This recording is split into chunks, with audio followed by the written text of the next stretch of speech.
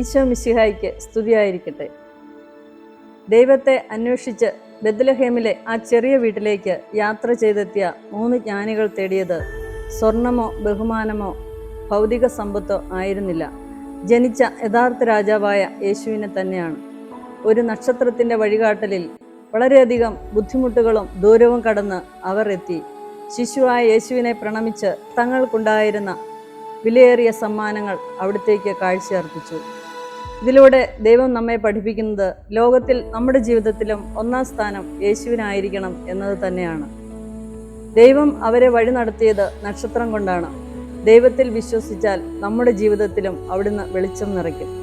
സത്യത്തെ അന്വേഷിക്കുന്നവൻ ലക്ഷ്യത്തിൽ എത്തിച്ചേരും.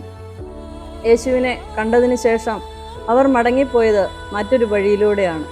ദൈവത്തെ കണ്ടെത്തി കഴിയുമ്പോൾ മനുഷ്യൻ്റെ ജീവിതം വഴിമാറും, പുതിയ ദിശയിലേക്ക് യാത്ര ചെയ്തു തുടങ്ങും. യേശുവിനെ കണ്ടെത്തുന്നവർക്ക് ലഭിക്കുന്ന സന്തോഷവും സമാധാനവും എന്നും നിലനിൽക്കും.